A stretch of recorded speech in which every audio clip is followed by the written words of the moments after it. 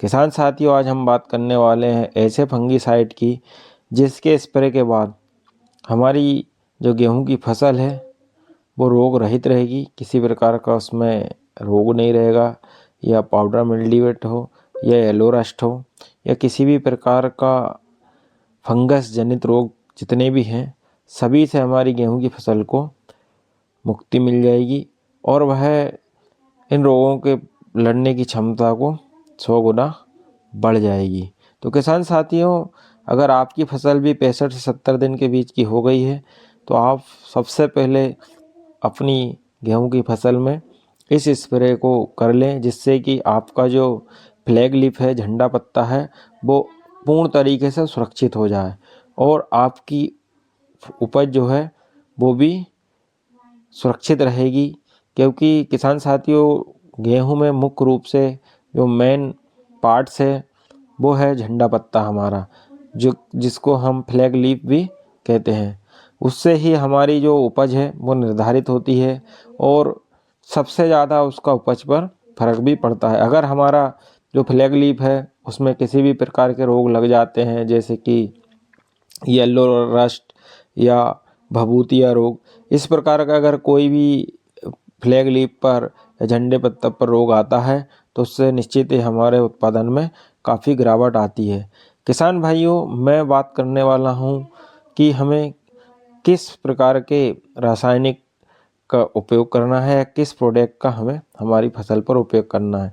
हम बात करने वाले हैं, अगर आपकी फसल 65-70 दिन के बीच की हो चुकी है किसान साथियों, तो ये स्प्रे का बहुत ही बढ़िया समय है। हम बात करने वाले हैं सिंजेंटा की इम्पैक्ट एक्स्ट्रा की, जिसमें कि जो साल्ट है हमारे 2 केमिकल है, जो किसी भी कंपनी के पास ये फार्मूला नहीं है, मात्र और मात्र सिंजेंटा के पास है। हम बात करने वाले हैं इसमें है केमिकल में की बात करें तो एक्स्ट्रा की, जिसमें कि जो साल्ट है हमारे 2 केमिकल है, जो किसी भी कंपनी के पास ये फार्मूला नहीं है, मात्र और मात्र सिंजेंटा के पास है। इसमें है केमिकल में बात करें तो अजेक्सोबिन और दूसरा है क्लोराकोनाजोल। अगर हम इनकी परसेंट की बात करें तो एजेक्सोटेबुकोनाजोल है इसमें 18.2% और क्लोराकोनाजोल है 7.3% किसान साथियों। ये दोनों ही ब्रॉड स्पेक्ट्रम फंगीसाइड है जो कि सिस्टमेटिक तरीके से काम करते हैं। इनका जो रिजल्ट है किसान साथियों वो लंबे समय तक रहता है और ये सिस्टमेटिक तरीके से हमारी गेहूं की फसल पर काम करते हैं। किसान साथियों, इनका जब लास्ट में टेम्परेचर बढ़ जाता है तो अचानक से या गर्म हवाओं के चलने से हमारे जो दाने हैं एकदम फसल पक जाती है, जिससे कुछ दाने बारीक या सिकुड़ कर रह जाते हैं।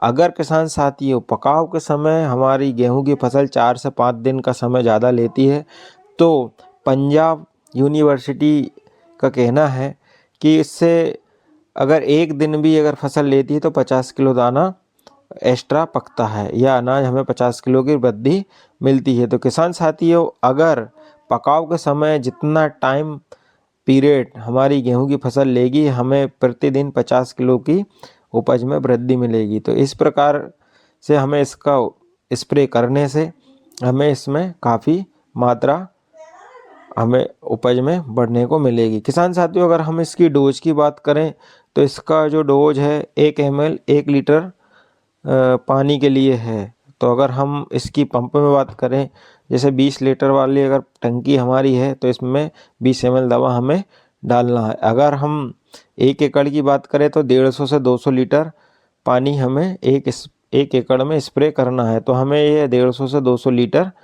200 ml दवा हमें इसमें लेना है। तो किसान साथियों, अगर जानकारी अच्छी लगी तो सभी किसान भाइयों को शेयर करें और हमारे चैनल को सब्सक्राइब करें। धन्यवाद।